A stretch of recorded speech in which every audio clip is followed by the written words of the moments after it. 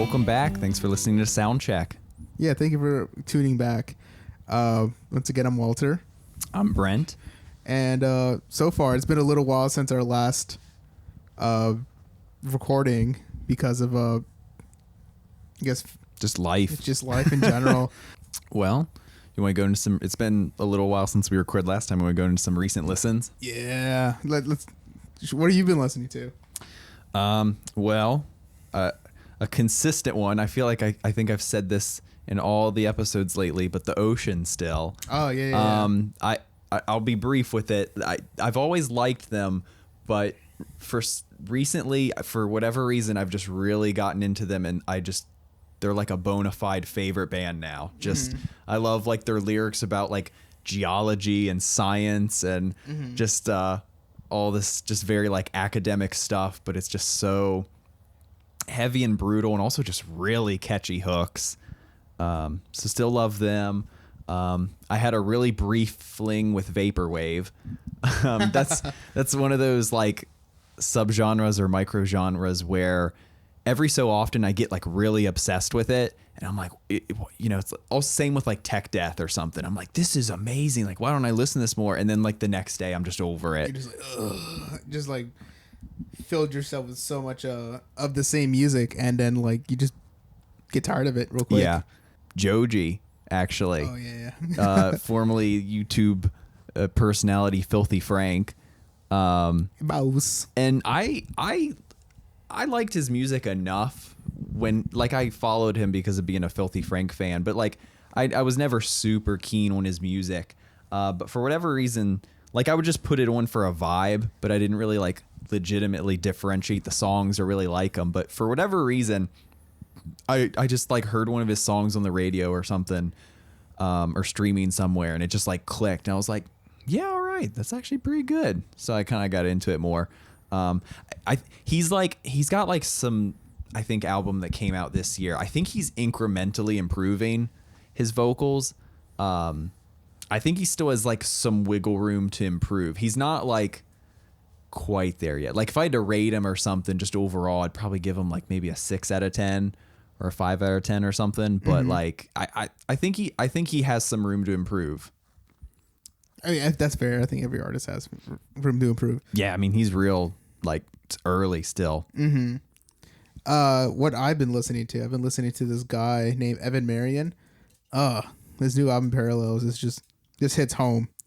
Just like his track list. I guess like the versatility of the artists that he got on that album was really, really nice. Like he got like Mario from Chan on the first track. That was really cool. And then he had Corey Wong, which I like him as a player. I'll put this on record. I like him as a player. I just think Wolfpack is just boring and just like music for old people. But I love his like right hand and his picking. It's awesome. Respect the player a lot. I just don't really care for Wolfpack. It's annoying. It's overplayed. I haven't heard of them. You're not missing much. But he has this amazing right hand, which is like, it is liquid, especially it's like super funky, but like it's so clean, just so articulate too, and like just makes you want to like head bob and whatever. Also, I went down this 80s kick. I was just about to bring that up next. We were talking about that before this. Yeah, I kind of was too. So I went down the techno. Let me pull it. Technotronic. That sounds familiar. Do you know like the song like "Pump Up the Jam"? Pump it. I think so. Yeah. Oh my god! Like, me and my girlfriend went down like a little rabbit hole of like what, I guess what my parents used to listen to. I don't know about her parents, but I know for a fact she's heard those songs in passing. And I remember like as a kid listening to Technotronic, because my parents would put it on, and just kind of like, oh, it's like, the 80s funky, kind of like they just discovered green screen as well. So all the music videos were just like green screened out. One person like trying to like dance in front of it, and like it's looking back at it, it's so funny. But I guess for the time it was really good. What else have I been? Leprous. I went back listening to the like, oh, they're cool. I like him a lot. The guy has an awesome voice. They're real clean, like prog metal. Very. I also discovered this one band called Sunset Mission. Like, I woke up one day and I saw scrolling through my Instagram, just because that's the first thing I do every morning. It's bad. It's terrible. Don't ever do it. But it's a terrible habit. And an ad from Spotify came on, and it was this band called Sunset Mission, and like they played a little snippet of it, and it was really cool. And I was like, okay, this little 5/4 polyrhythm going on. I was like, I'll give it a shot on the way home, and then eventually like checked out the album, like had full playthroughs of it, and I was like, oh yeah, they are really, really sick. I enjoyed that album a lot, but my only critique is ironically, I think the guitar player kind of kills a lot of the vibes for me, just because I just feel like those solos are forced, and I feel like the piano could totally do more in those sections where the guitar is playing, and like it really just kills the vibe for me. It just feels so forced. I'm like, just don't even put it there. Don't even put it there.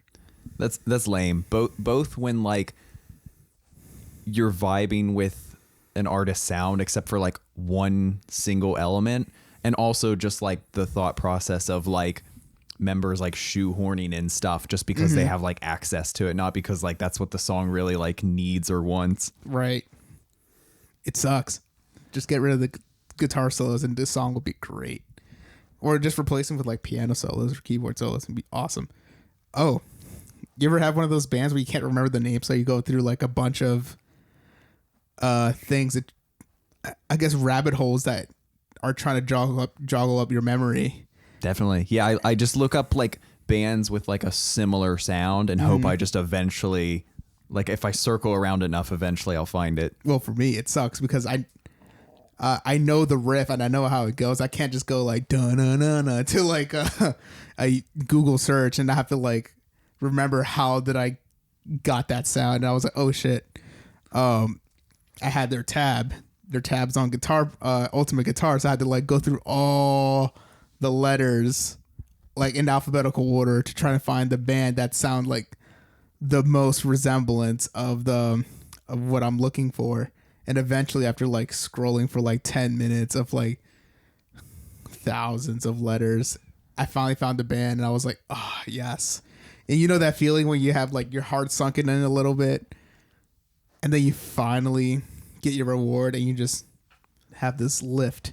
It's a really good feeling. Yeah, I've had some really dumb searches before. I've had just like, I mean, even in general, I just have some really bad brain farts where some days I just forget like the most basic words. Yeah. So especially like with a band or artist, I'm like, I think some dude named George is in the band. So I'm just like Googling all these things, or like, oh, maybe they're from like New Jersey. I don't know. Yeah. And so I'm just sifting through like every band from a state. And then eventually I like find it. And it's usually something like completely opposite of like what I was even remembering. Like for me, it's like, because like the band is called The Last Felony. And I was like, it's like the last human, right?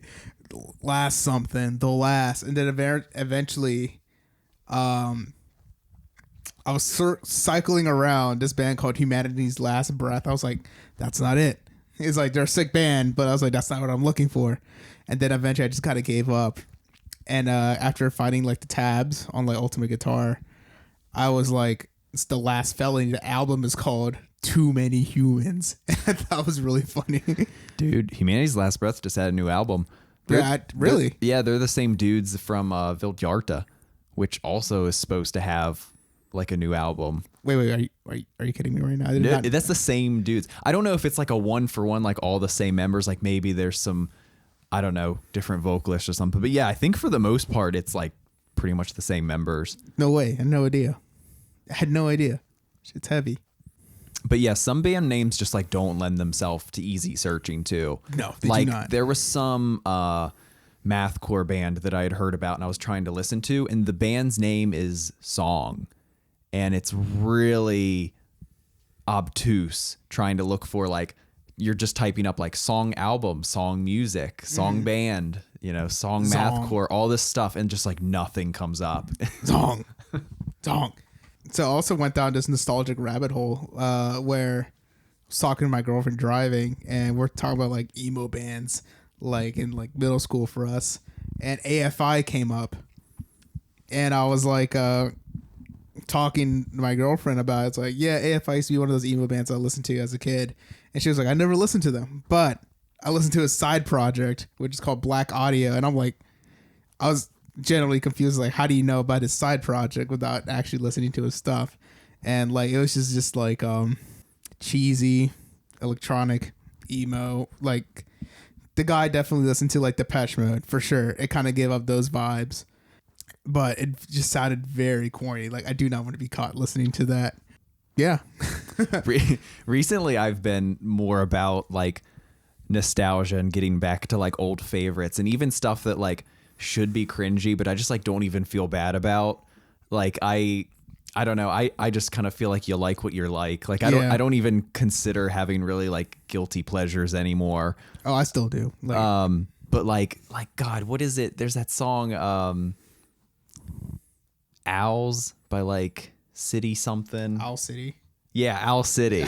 Yeah, that song. I never even liked that song back when it was big. I'm like just now getting into it, and I'm just like, I think it's a band. I think it's a band. Owl City. Like, hell yeah, I don't care. I like this. I'm listening to it. Like, whatever. Owl City's like, yeah, don't make fun of me. Don't even make fun of me, man. I feel like maybe the most stuff I listen to that might qualify as like guilty pleasure is like either like Dance Gavin Dance or like 100 Gex. Like I've never heard of 100 Like Gex. 100 Gex I probably should feel weird if people caught me listening to, but I just don't care.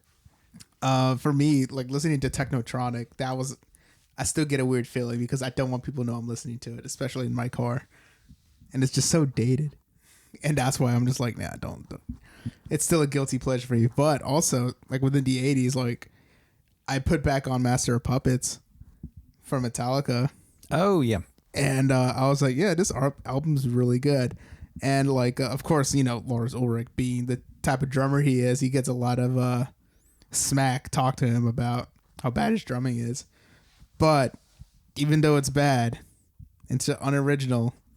Without his drumming, Metallica wouldn't have the sound that they have today, or at all. Like if you put like Mike Portnoy behind the kit, or like even Thomas Hawk, like from Meshuggah, doing Metallica songs, like without even hearing what the song originally sounded like, it just would not have that same push.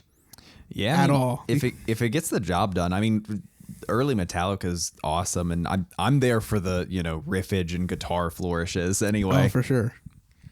And like, it's like Metallica's very guitar forward. Mm-hmm. Like the guitar is driving what the drums are doing. It's like you need caveman drummer to do what they want to achieve. So Lars Ulrich definitely fits the band. He has his place. One last one for me. This hardcore / like mathcore band called Mouth Breather. I think they're from Boston, Massachusetts, I believe. Boston. I think, at least that's what their Bandcamp says. But yeah, really got into them, and they have a new album coming out in May.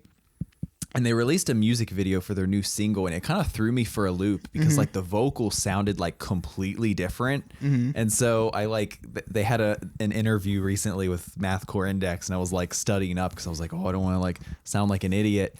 And then I like read an article, and I don't even think I have it right, so like don't quote me on it, but like I feel like it's justifiable to be confused. It's kind of weird. It was like I read an article that.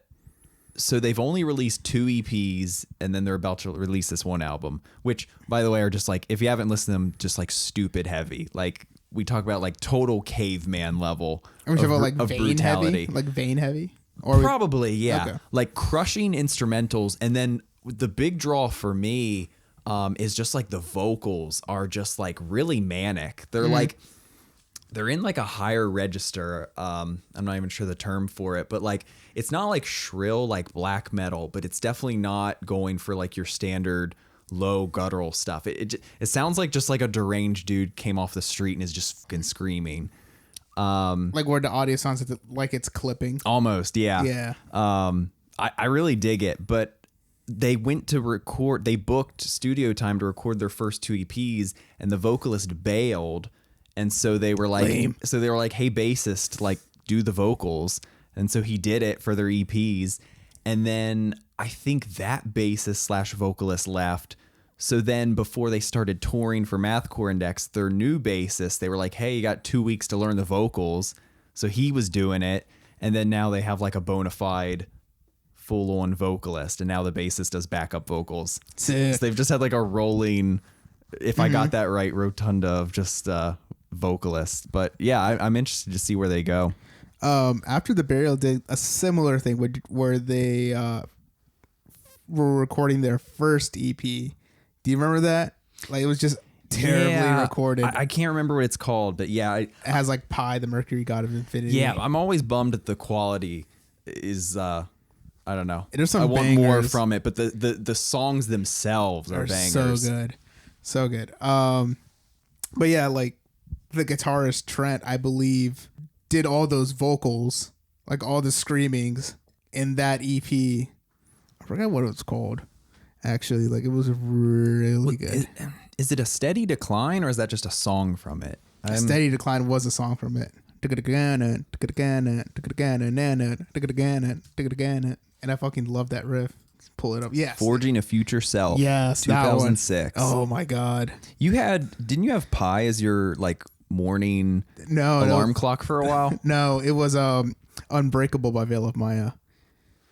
Oh, okay. Then was it your ringtone? I swore you had something from this EP as like a ringtone or something. No, I have sounds lame. Contortionist Integration as my ringtone. Oh, whatever. I'll take it. Yeah, it's sick. I got Car Bomb's Gratitude as my ringtone. Nice. I kind of want to put like a Car Bomb song as my morning alarm clock, but then that means I actually have to download the album. It'd be a hell of a way to I have it jumpstart the streaming day. all the time. Oh yeah, especially like the new Immortal. I love it. Big Yes. fan. That'll be a Super fun big show to talk about, that New York one. Yes, that definitely hits like. I guess we're talking about the rating system, but to me that's like a perfect show. Yeah. Yeah, But- they're a definitely favorite for me. For sure. So, Gojira Yes. just dropped a new song, like Born for One Thing. Oh, crushing stupid heavy. I love it. The production on that is awesome, especially when Mario Duplantier like starts hitting the ride. Like, it just cuts so nicely. It just sounds so mean and primal. I don't know what it was, but somehow in my first listen, I heard like a riff or breakdown like halfway through the song, and just like right away, like made some connection. I even got the timestamps here for you if you want to check it out. 2 minutes, 40 seconds into Gojira's new song. Put that against 1 minute and 15 seconds in of Gourd by Loathe. Good song. And they're not like one for one. I'm not even saying it as like, ooh, gotcha. But just like, I don't know, somehow just like it sounded similar to me. And I was like, oh, that's awesome. But Gojira like slowed it down. It's definitely their own thing. And it just sort of made me think of, if we haven't already talked about them before, they're amazing live. Yeah. And I've just been a fan of them. And I just like their, so many metal bands, like, I mean, most of the stuff I like is like hyper technical and chaotic and just like time signatures just changing. I'm all about that stuff, but like Gojira really nails the like, and I don't even want to say less is more, like to imply that like they're not technical or progressive or anything, but just like they really get down to basics and just nail it. Mm-hmm. They're like, yeah, we don't have to do, yeah, we're going to just do this riff. It's going to be meaty and you're going to love it. You go get dumb. Like, I was about to interrupt you when you're like, well, less is more, but Yngwie, Momsy would be like, well, why would I want that? More is more. Yeah. that quote always makes me laugh so much. I think that's just how he is. He's not even trying to be a dick. It's that he just naturally is such perceived as a dick that it's not even a dickish thing to him at all. It's just it's egocentric. I love it. He's also a really good guitar player. Recently, Alexi Laiho just passed away, which sucks because I was a pretty big Children of Bodom fan. He kind of impacted my life when I was a kid after my my stepbrother introduced me to metal, and I kind of found Children of Bodom on like LimeWire or FrostWire. Dang, Yeah, nice. yeah, bringing it back. And ever since then, like, I've been hooked. And then my friend Mike kind of like stepped up the game with Children of Bodom, and like how crazy like their playing is. That's cool. Your stepbrother got you into metal. Yeah, I don't have as much. Children of Bodom didn't quite have as much of an effect on me. Like I liked some of their singles back in high school, but they just didn't resonate with me as much as some other people. But yeah, I'm sorry to hear about the loss. yeah, it sucks. But I mean, life goes on. I mean, he's been battling with some health issues for a few years. Don't know exactly what per se, but like I know, like back in the early days, he was a heavy drinker, heavy partier. So I'm pretty sure all that caught up to him. Yeah, first time seeing Children of Bodom, man, I was at Ram's Head. That was almost like a dream come true, because after being such a fan of them for a long time, to finally see them on Ram's Head on stage playing all the hits. I forgot what they opened up with, but all I really cared about was them playing Kissing the Shadows, and if that was even part of their set, because it's such a, neoclassical guitar song, like shredding.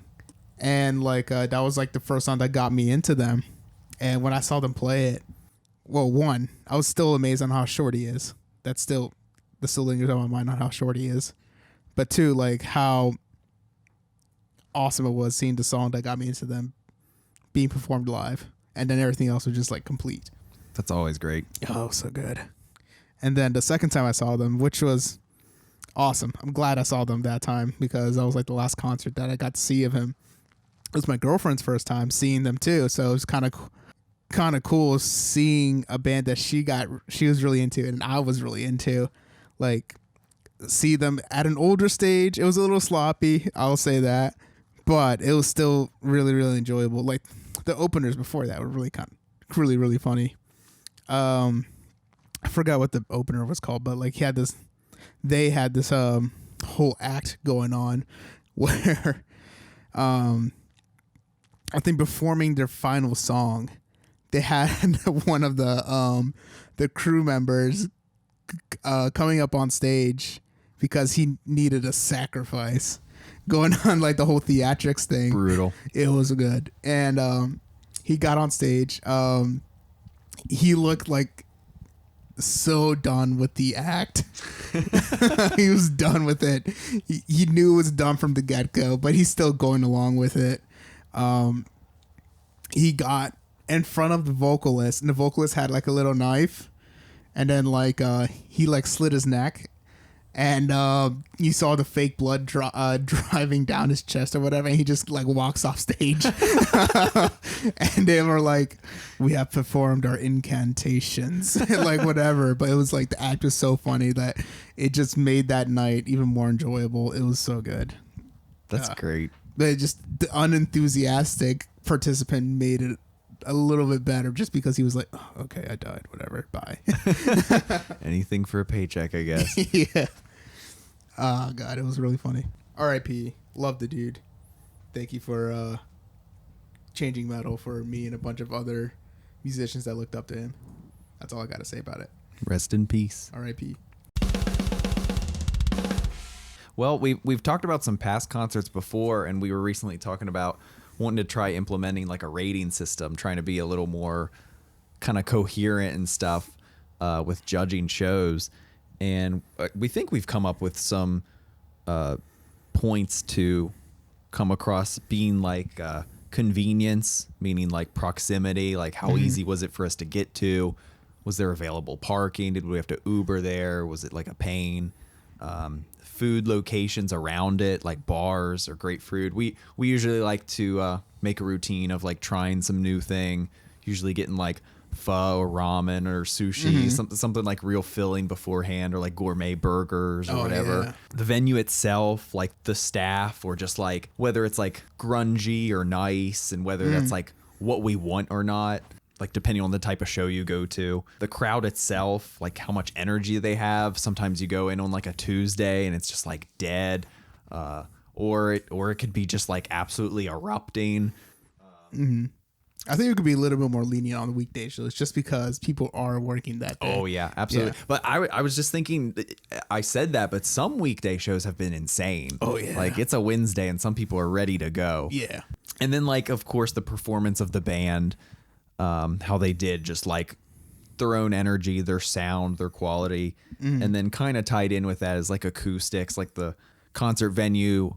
I don't know, just if there was any sort of glitches or something, like it sucks when like a mic fails or there's just lots of feedback or issues. That happens a lot with Meshuggah, by the way, where like their audio, I guess whatever the sound they're crushing people with would cut out for a few seconds and then come right back on. Yeah. Like that's even happened on like this live Summer Breeze show that I watch very often on YouTube because the sound quality is so good. I think it's even better because it has that live sound from a concert. You can hear it where like all the audio cuts out except like, actually no, the guitar cuts out. The only thing that's still going is like the bass and drums, but then the guitar signal comes right back up. And we'll do like a 0 out of 10 Yeah. system too. Let's just be frank. Sometimes you don't even want to give him a star. Like yeah, I guess like the 0 is kind of there for like maybe it was something that you just like were dragged along to, like, yeah, because like for the most part I feel like if you bought a ticket you have some investment in it, but yeah, sometimes you just are dragged to a show. All right, let's So you want to do like an old one or let's start with an old one. Okay. Yeah. So a lot of this Mayhem Fest 2012. That was the first like metal show I ever went to. Festivals, they're also different. Festivals are a different animal too, just because like everyone's there and like I'm assuming the pavilion is gonna provide parking to some extent. Yeah. Or like nowadays you can just Uber. So yeah, Summer Slaughter 2013. Yeah. The Fillmore in Silver Spring, Maryland. Which the Fillmore's been, pretty regular for us. I imagine we'll probably rate the concert venues, and then sort of like we'll be done with that after a while because there's kind of just like a select stomping ground we have. Yeah. Like it should be an automatic thing unless traffic was really bad that day. Yeah. Unless something freaky happened where inconvenienced us going to the road. But like, yeah, I mean, like Fillmore, you're in Silver Spring. There's a lot of good food spots there. There's a pho place right across the street. Parking's generally easy to get to. I mean, as soon as you see the building, you just make a right or a left, and then there's 2 parking garages. People are genuinely nice too. Yeah, I think one of my only negatives with the Fillmore is just that the tickets are usually pricier That makes than sense. a lot of the other venues we go to. But I mean, with that, it is a nice venue in the area. I just recently found out Fillmore is a chain. Oh yeah, I think I've seen that. I think when I went to buy tickets, I would search for the Fillmore and it would give me like some other ones. I'm like, oh, okay. The only other Fillmore that I know of is the one in Pennsylvania. And I was like, oh, I guess they have enough money to have 2 Fillmores. But then I was just like, oh, okay, whatever. But then like hearing like, oh, wait, there's more than 1 Fillmore? Yeah. What? I think I was trying to go to a show at that one, but then COVID stopped it. COVID sucks. We're going to, I guess when concerts start opening back up again, we're definitely going to go to a COVID concert. I'd be down to try that. Yeah. I need to feel a concert again, man. Dude, I just need to itch. Scratch the itch a little bit. I don't think I'm going to like a COVID concert as much. Yeah. I mean, if you just kind of like have to, they experimented with some early on, but you kind of just have to like, it's almost like reserved seating. Like, I think you just kind of have to stay in your like designated spot or something. Yeah. And that, to me, I'm not about that. Yeah. I mean, I guess I could if it wasn't particularly energetic music.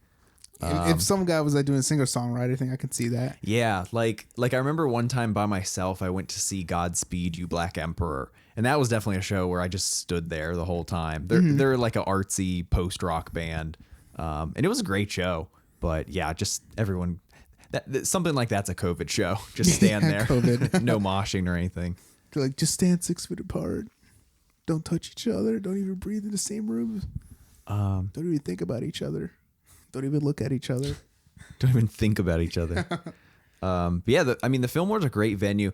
The only other like negative, and I don't know if this is even that much of a negative, but just sort of like an inconvenience is like sometimes I don't understand the distinction of when they do or don't open up the second floor, the upper level seating. Cause like sometimes it seems like really, really packed and they just won't open up. I don't know. I mean, who knows? Maybe they got to like clean up or prepare or something like that. Yeah. I don't know the reason, but yeah, sometimes it just seems like there's an overflow and we could use some, people going upstairs or something. But then I like the overflow. Yeah. I like the overflow. I think like if you get a seat at a show like at the Fillmore, you're a little too bougie. You're not even enjoying the show. Like you're just there like, yes. Like I don't know. At this point in time, I don't really understand it, but I don't want to knock against it because who knows? I could see myself getting old and tired and in pain and just being like, I can't hang out. I can't stand this whole time. Mm-hmm. Sometimes now I can't stand the whole time. I'm like, God, I got these gel inserts in my shoe and they're not helping. Yeah, my entire job is based on standing. So I'm just so used to it. But I guess like you're right. I haven't tried like eating at a show or sitting down at a show. I guess I can't really judge it just because I haven't done it. Seems nice. Maybe I'm just jealous. Yeah.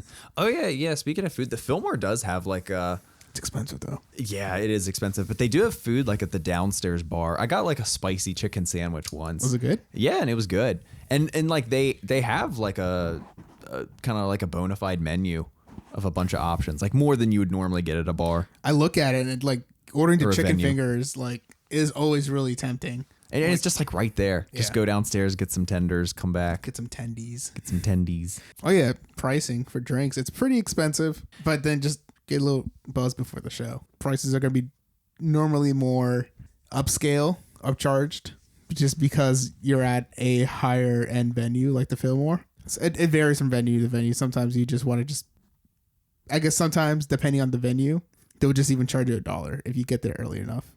I know Rams Head, like before, they would have this price drop an hour before the show where you can drink for cheap as much as you want, but as soon as the show starts, goes to $10 a Bud Light. I'm like, I'm trying to get wasted now. Dang. But yes, I don't know if they do that anymore. I doubt they do that just because it's COVID. Anyways, sorry, got a little off track. It's fairly easy to get to. You're near them all. I mean, you're in the city essentially. Yeah, we have some food spots. We love going there. Unfortunately, I'm forgetting the names of them now, but yeah, there's like 2 pho places. There is. We've gone to. There's a sushi bar we went to once. Sushi Jin. And then one of the last times right across the street, there was a place. We got some like burgers and drinks. Are you talking about Not Your Average Joe's? I thought it was like an ale house or something. Maybe.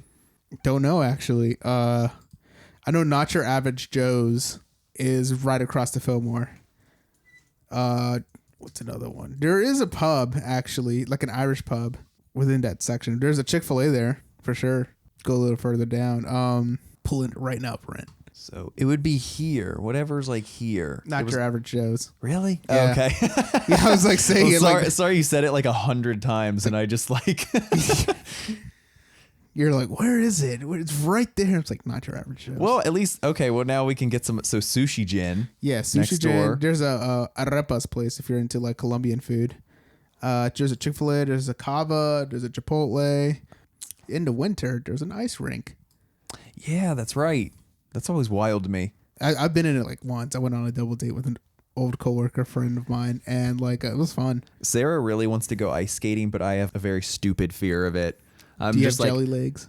Oh yeah, I think I would do poorly at it. And 2, just like I've always just imagined this scenario in my head of just like me falling and just like landing with my fingers extended. And some kid just like just slices them off. And she keeps telling me, she's like, the blades are not that sharp. They're not. They're like squared off. But the thought of it is just so visceral.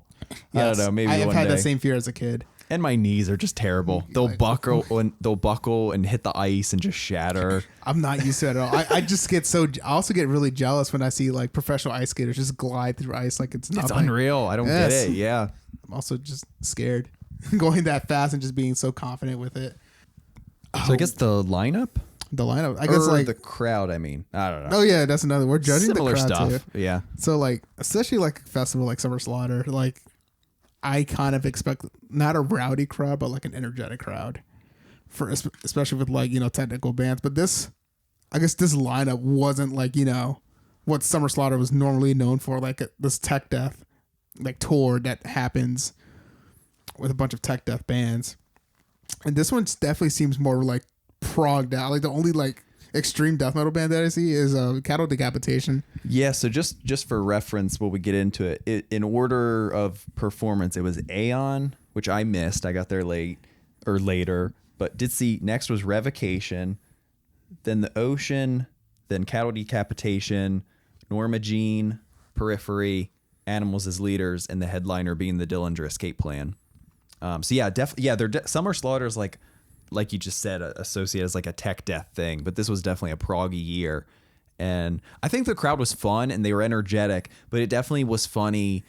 It was like every band that came up, it was like shifts of fans like clocking in and clocking out. It's like Norma Jean's up, all right, you know, like metalcore people file in. Periphery, okay, prog gent kids file in. You know, it was just like each band, it was just like, all right, we're out of here, and then you'd see them go to the bar and get drinks, and then like the next like ship, the Cattle Decapitation, all right, it's grindcore people come in. It was pretty funny. It was like distinct segments coming up and having their time. I got there pretty late too. Like I wanted to see Rings of Saturn, but I got in time. I remember seeing The Ocean.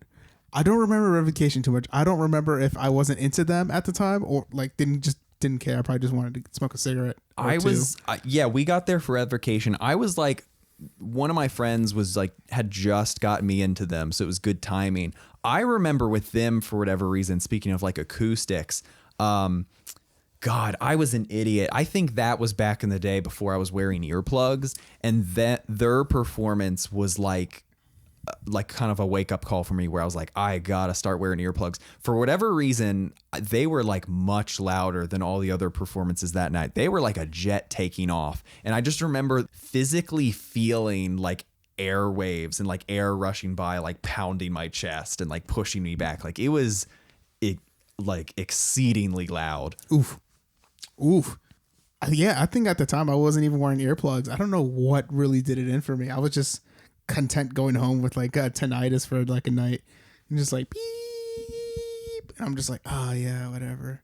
I was definitely there for Cattle Decapitation. I think that sound sucked that day for them, to be honest. I could not hear any articulation.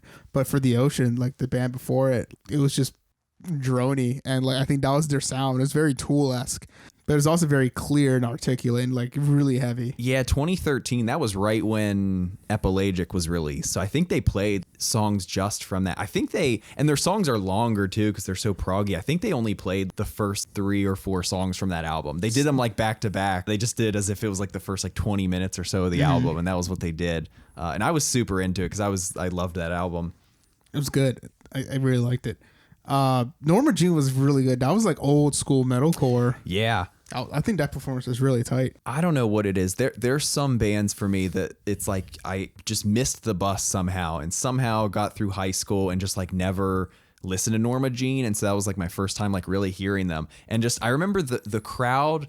I think of all the performances, the crowd went, I feel like, the most crazy for them. And I just remember hearing them and being like, and I remember being like, man, I need to check these guys out. Like this is something I have not tapped into that I should have been aware of. Periphery, I thought they were tight as usual. I mean, I thought like their entire set was just spot on. Yeah, I think they mostly played P2 stuff. I could see that was that for area. Sure. Wow, that's weird. I feel like they played some P1 stuff. Yeah, I think that was before P3 and maybe even Juggernaut. Oh, it was way before that. Yeah, it's wild. That was so early. Yeah, they just had P1 and P2 to play. And then they had like their little Icarus EP too. Mm-hmm. They used to open up with, what's that one song? Insomnia? Not Insomnia, although they played that a few times and it was just so crushing good. Make Total Destroy. I don't think they opened really that, but that song's unreal. I'm biased because I'm a super fan of theirs, but like even if I wasn't a fan of theirs, I feel they like they just released a live album. Ooh, I'm gonna have to check that out. Yeah, with 3 Dot Recordings, like Misha's thing, they've been releasing all sorts of stuff. They've been releasing more stuff on vinyl, live albums. It's cool. Okay, so this released last year. I just never checked it out. I'm dumb. Yeah, I was aware of it, but I didn't listen to it. So the Icarus New Groove. So New Groove, they used to open up their sets with that, and it used to just not have it used to just be a thing they would play before they went into a song, and I guess eventually they recorded it and they're like, all right, New Groove. Let's make this a thing. Yeah, exactly. I love that direction of that EP, minus like some of the remixes that other people did, but it was so sick. I love Periphery. They're a favorite that I always go back to, and every once in a while I get obsessed with again. And like, somehow, I agree with and that. also over time, somehow I find like new things buried in mixes or performances that I never caught before, just because like their songs are really just like a flurry of a lot going on, and I can't always get it on like the first dozen listens or whatever. Who can though? Yeah. So that's fun. That's like I guess I'll get into it later, but that's like always been a reason I love Dillinger, is like I feel like no matter how much I listen to them, there's just always new shit that I can pick up on, because it's just total chaos. It is. I agree with that. When we saw them perform, I thought that was a solid performance, but I just skipped them. I'll talk about that later. Animals Leaders, I'm never not impressed with that by them. I mean, like Javier Tosin, and I believe Matt Garsko was still, I think, their drummer at the time. I want to say that was their drummer at the time. Yeah, I don't quite remember. My memory's hazy. Like I've seen them multiple times and I've loved every time. This specifically with Summer Slaughter 2013 was, I think, the first time I ever saw them, and so it's kind of hazy. I don't quite remember, but it certainly was like a solid performance. Agreed. I remember seeing them open up Summer Slaughter, and that was always really cool. What year was that? You have to search that up. I want to say that it was like 2 years before that, so it was maybe like Summer Slaughter 2011 or 2010. There we go. Yes. Oh. Yeah. There we go. What year is that? 2010. 2010. Yes. Whoa. Yeah. Vital Remains, Animals as Leaders, Carnifex, Decrepit Birth, Cephalic Carnage. Yeah. So the Red Chord. Holy crap. Yeah. All Shall Perish, The Faceless. I was there. Headliner Decapitated. Yeah. Oh my God. That was, woo. Oh my God. So, I think I already mentioned that story about Vital Remains. Long story short, first metal show was seeing Vital Remains headline when I was in high school, and then after the show ended, I saw a hooker get punched in Baltimore. Defining moments. Yes. But yeah, like yes. Tosin and Bossy. That was my first time seeing them live, and I was really excited. I think that was the pinnacle moment when I was starting to become a prog head. Yeah, I mean, if there was a lineup to solidify it, that 2013 Summer Slaughter is definitely one. And I think Decapitated too was an icon. Oh crap! Yeah, somehow skipped them, or we kind of said them earlier. Yeah. Yeah, Decapitated. Really into them in high school, and then after seeing them tour and like them headlining Summer Slaughter, I was like, I have to be there. Yeah. Absolutely. What is the Monolith of Inhumanity and Anthropocene Extinction? That's are Cattle just Decap. like unreal. Those two albums. Yes. You're talking about Cattle Decapitation, not Decapitated. Yeah, Cattle Decapitation. Yeah. I was like, those aren't Decapitated albums, but yeah. Two distinct decapitations. Yes, different. One's vegan, one's not. Yeah. Yeah. Cattle Decap. I got into them a little later. I wasn't like a big fan of them just because it was just like too fast and too inaudible for me. And then eventually, like, their newest album and like an album before that is when I really started to get into them. Their latest one's like Atlas something. Atlas was good. Is that what it's called? The latest one? Yes. Okay, yeah. Their latest trajectory is what, like, from Monolith on is where I got hooked. Like, all their earlier stuff was just like, it was too kind of like standard meat and potatoes to me. Like it like, if you get what I mean by that, just like, it's just kind of like bare bones, like this is grindcore. Yeah. Here are the essentials and like nothing more. It was called Death Atlas. Oh, okay. I knew it was but Atlas like, something. the Anthropocene Extinction, that was an album that got me into them because of Mammals of Babylon. After seeing that playthrough, I was like, oh shit, this is some real good shit, guys. Like, oh my God. And like the album before that, I think what really drew me into them more for that was the production quality. Yeah. And to me, production quality is a must. I don't care if you listen to black metal. I don't care if like death metal. If you record an album, please put in the effort for it. I don't want. Same. That's why I like most of grindcore I'm like deterred by, but like specifically Cattle Decap I was able to get into. And also just the vocalists, just like weird goblin voices and and just like gross sounds he can make. And also just like the way he can make like a chorus or like a catchy hook with like his weird voices too. Yes. Like maybe it takes some time to like really get into metal, but like metal vocals can absolutely get in your head and get like be like really catchy. Yes. It's the way that he does it too. It really does sound like very catchy. It is very catchy because it like he's screaming into the mic, but it's also kind of like pleasant, like singing in a way, you know?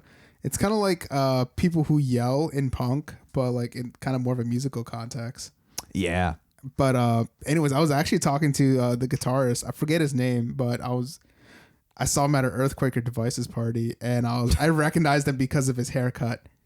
His haircut is something it was so distinct because like if you ever see that band live, the guitarist literally has most of his head shaven, but except for this one little like spot which has like a patch of hair, and that grows out. But anyways, I spotted him, and then I was just like kind of like fanboying. I mean, yeah, I fanboy. What's up? Yeah. And happens to the best of us. Yes. Yeah, I was just kind of like, you know, telling how much I liked his band, but I was also like, whatever your vocalist does is weird when he spits into the air and catches it back in his mouth. I think it's disgusting, but I love it. Yeah. And he was like, yeah, I do too. So yeah, that was a really cool interaction with that band like later in life. Yeah, I fanboy by just like not talking to the members. I just like stand near them and hope they strike up a conversation, but I don't initiate a conversation. I'm like, I don't want to bother them, whatever. You fantasize like, please just talk to me. I'm just like, say hi. I'm like, just notice my aura that like I respect you. Yeah. Absolutely. Just look at me and I'll look back and then I'll be on my way back. You mentioned with like the production value. That's always like why I've liked like Kurt Ballou as a producer from Converge. Like he's got I don't know the name of his like if he's got a production company or something. Yes, his own studio, I think. Yeah, I know he's got something. I just can't think of what it's called. But like he always brings in like punk and hardcore and mathcore groups and maintains clear audio that's quality without sacrificing like any brutality at all. I'm just like, it can be done. Like you don't have to record on a potato just for the sake of it. I'm actually looking up his studio right now. See what it's called. I know God City Studio. That's what it's called. Okay. That sounds pretty good. That's pretty punk right there. Yeah. Like God City Studio. That just sounds edgy AF to me. God City. But also, if you ever see him out in the streets, he apparently always carries a business card, which actually serves as a guitar pedal, which is also pretty sought after. But he only gives it to you if you ask for his business card. So he won't ship it or anything. That's wild. Yeah. So you really got to like find him. And it's kind of like a bucket list of mine to like see him on the street and recognize him. He looks like a dad. Where's he from? Where's he live? You know? I don't know, actually. I just had it open. Massachusetts. It's in Massachusetts. The thing that's hard about him is that he looks like a dad. Yeah. He just looks not like very a dad. Discernible. No, he just has a mustache and like some not like a corpse grinder, you know. You'd see him hanging out at Walmart. And then like, you see him carrying out with like some plushies and whatever. Yeah, for his daughters. Or you can very catch him wholesome. on yes. Or you can catch him on World of Warcraft. He's also from Baltimore. Is he? That's cool. Yeah. So is the guy from Lamb of God, Randy Blythe. Oh, that's right. And Greg Pachado from Dillinger. Yeah. And not Periphery. They're more in the DC area. Washington. Yeah. And Animals as Leaders, DC. Yeah, definitely. So I guess we were going about performances, and I guess Dillinger was the last one to cover. Oh, Dillinger? Summer Slaughter. That was my first time seeing them. Mine too. I only saw them twice. I really wish I could have seen them more. Mm-hmm. But that was my first time. I was super stoked. You know, all-time favorite band. I was bummed because they came out just like no pomp and circumstance. It's like 0 to a million. They just like, I think they started with like Panasonic Youth. It's just screaming, the lights are on. They did like maybe 2 songs or so, and then they had like a little break, and Greg mentioned, they were like, yeah, before we came out here, the staff said like we can't leave the stage or crowd surf or anything, and or like they'll cut the audio, like the sound's done. I was so bummed by that because I was just expecting like a, you know, infamous show like I've always heard about, which are just like violent and intense. I mean, they did what they could with the space they were given. I mean, Greg pretty much climbed on every stack of speakers and then kind of beating himself a little bit. Yeah, just anything that he could climb, he did. So I respect that they did what they could with the limitations. But yeah, it was awesome. It was a good dream show. come true. Loved seeing them live. I bought a sweater from them, and after like seeing them live, I was like, well, it was one out of spite because I needed a sweater because it was so cold outside. So I was like, oh, Dillinger. Yeah, they just really said, I'll get that shirt. I had some, maybe I still have it somewhere. I can't remember, but yeah, I got this just basic white t-shirt with the Dillinger logo on it. And that's like the most, I think I have the same one too. that's like the most battle tested concert shirt I have. Like it's gone through festivals and many, just so much sweat and dirt. And like that's the one. It's like, I don't even wear it anymore. It's way too grungy. It's like a battle test. You have scientists like have a sweaty guy going in a mosh pit, spilling beer on it. They're like, this is the equivalent of being hit by a cannonball and shrapnel. Just some drunk guy also just laying on the street with the shirt still on, it's still intact. It's like not a scratch, and just like guy just smiles. Yeah, Summer Slaughter was a really good one. I guess we should actually just rate it too now. Yeah. So it was a 1 through 10 system. I think convenience, I'd say that's like around a 6.5 if you're a city goer or not, or if you're coming into the city, because it depends on traffic too. Like it's really easy to spot though. Really easy to spot. The only issue you're really gonna have is like traffic. Oh yeah. Sometimes getting into Silver Spring, we'd get off like work on a weekday or something, and it's like I don't know road names, but like when we'd be like 29. Yeah, once we'd get like 20 minutes away, or maybe it's less than that, I don't know, we'd start to get on the outskirts of Silver Spring, like it would stop. Yeah. Like, so yeah, it gets pretty rough during like rush hour, which I guess any city would, but it really becomes a gridlock. Food around. Oh, easy. Like not 10. Yeah, I'd say 10. so. I love going there and eating, or just not even for a show, just hanging out in that area. Yeah, like 10. Like everything's in walking distance. Great food options, both like chains and just like specialty options. Yeah, and if you're really into Ethiopian food, it's a good hub for that too. Oh, I haven't tried that. I haven't had it, but I know a lot of Ethiopians live in like Silver Spring, so you're not gonna have a problem finding ethnic food either. Wild. Yeah. What else? Parking that's also like, I'd say that's around a 6.5 as well, just because the parking garage does get crowded. Yeah. And if you're looking for like a parking spot, like street parking, good luck. There's other garages, but of course, like you got to pay and stuff like that, which sucks. But if you leave late enough, it's free. Venue itself, professionalism, bartenders, security. I think that's around an 8 for sure. Yeah. It's 7.5. Actually, it's 7.5 because everyone has their off days. Yeah. We kind of have those specifics. I really don't have that many bad instances with like the staff or anything. I feel like when I go to rate a concert venue, I'm more so thinking about like the aesthetic and the facilities and stuff, which it's expensive, but I mean, your money goes to like a good place. Wait, that makes it sound like it's a donation. No, I don't know. It just like, I don't know what I'm trying to say. Just like it's expensive, but your money is going to like quality, it's like an upscale place. Yeah. The stage is big too. Oh, the air conditioning's freezing. Yeah. That's a negative. God, any time of year. I mean, I'd rather have it being freezing cold, and it's like the eye before the storm. You're in the mosh pit, you're sweating. I mean, I guess I get it. Yeah, by the time you're in the mosh, you need it, but it's just like, those hours of just standing there waiting for like the energy to pick up. And I always seem to, everywhere we go, I always seem to end up right directly under a vent, and I'm just like in a t-shirt and just like, it's always by the bar too. Freezing. Acoustic sound qualities at the time, it varied because I guess some bands would have their own engineers working the soundboard. So it varies. So some bands do have their own engineer working the soundboard. Okay, yeah, so maybe you can fill me on that work. So like something like Summer Slaughter, each band has like a new person rotating their sound. rotating. Yes. Really? Yeah. Well, if the band requested, if not, I'm sure the house sound engineer could do something with it, you know? Okay. But for the most part, like I've seen Jason Richardson like mix bands like live and stuff like that. I forgot I think it might have been after like Chelsea Grin. Oh, okay. Not after, but like before they performed or after they performed or whatever. But I saw him behind the mixing board, whatever.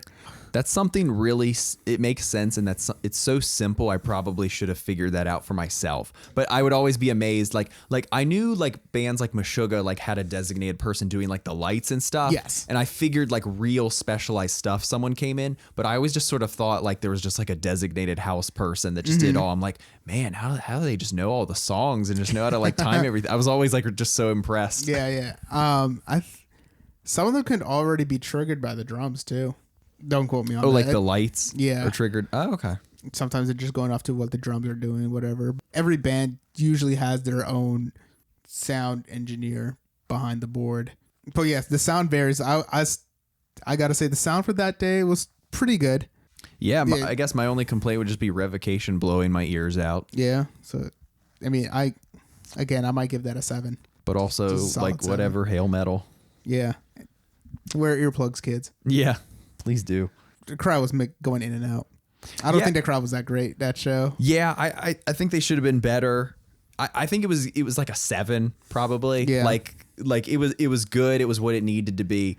You're generous. I'm giving that a 6. I don't know if it was even the fault of the crowd. I don't know. It was just like, it was kind of just like the lineup just sort of dictated a melding of so many different groups that it was just sort of filing in and out with each new band. I mean, by the end, I guess it kind of got more proggy. Yeah. But yeah, I mean, it was like metalcore, grindcore, revocation. I kind of thought of them as thrash, but I've heard more people refer to them as like tech death. They have a thrashy sound for sure. I think they're thrashy. I think their sound is developed more, but I think thrashy for sure. That's to my ears. It just seems thrashy. Each band was tight. Yeah.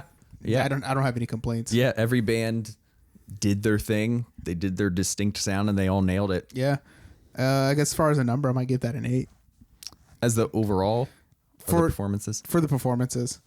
Just because some of the, I guess like bands like, I didn't see Revocation, so I can't even say that, give them a judge. But like bands like The Ocean, I mean, yeah, there was tight and spot on. Cattle Decapitation. I'm assuming the performance was on tight because everything was so chaotic. I was like, okay, thumbs up. I getcha.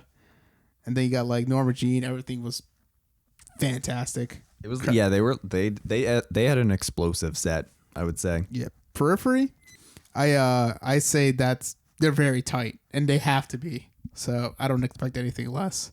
And the same thing with Animals as Leaders, and then Dillinger Escape Plan. Their performance, oh yeah, good, fantastic.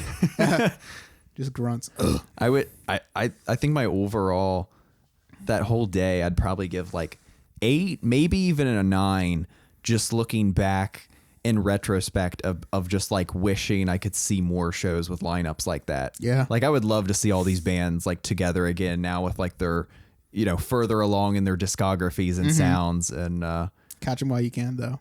the day itself, I remember, was so fun. It was like a summer day. I was like with some best friends. I think my dad dropped us off. I don't even remember if we could like had licenses yet. And just like, yeah, I had my license. I just love the like all day concerts. I think overall for the day, give that like a solid 7.5, like almost 8, just because like I enjoyed it a lot, and I always like going to concerts. Yeah, I think I also rate it higher because I'm like looking back with like a lot of nostalgia of just like, I won't be able to see Dillinger again. You might have assuming they'll never perform, which I think is probably likely, and then just like. The Ocean, to my knowledge, doesn't seem to perform in the States. Where are they from? Too often. They're from Germany. Oh. I probably rated it higher because it was nostalgic, but also it was just like going to concerts. Absolutely. I miss them. Please come back. Yeah. I mean, I can't wait till we actually review our first COVID concert, whenever that is. Yeah. Oh, Gojira's performing at the Anthem. Really? Yeah, they have one for August.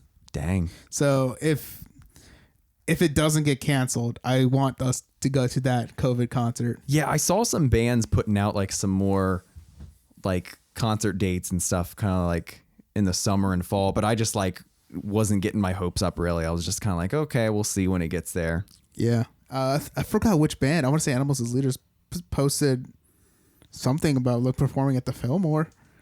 Ew, the way I said it, the Fillmore.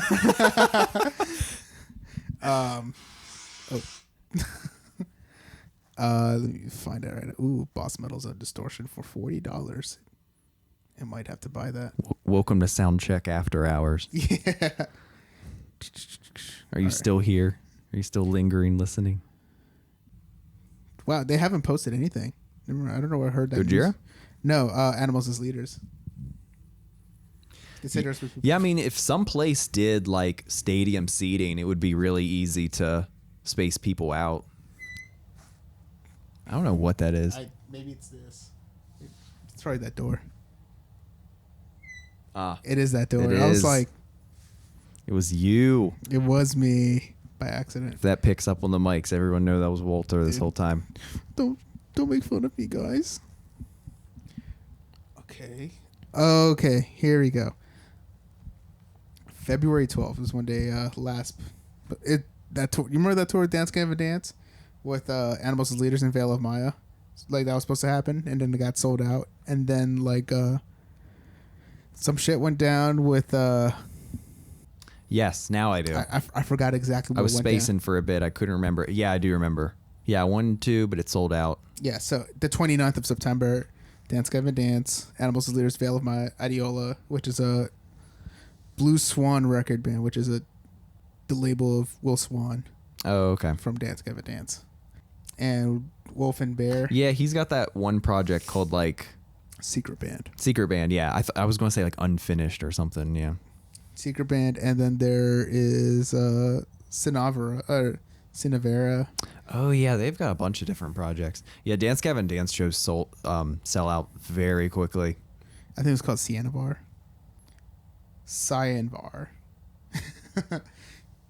Yeah, Cyanvar.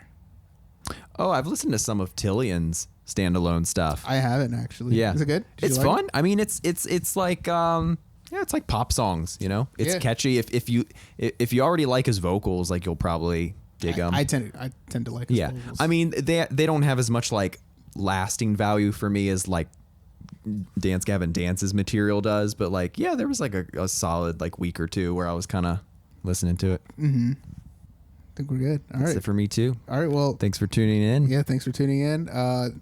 I'm out. Peace. This was Soundcheck.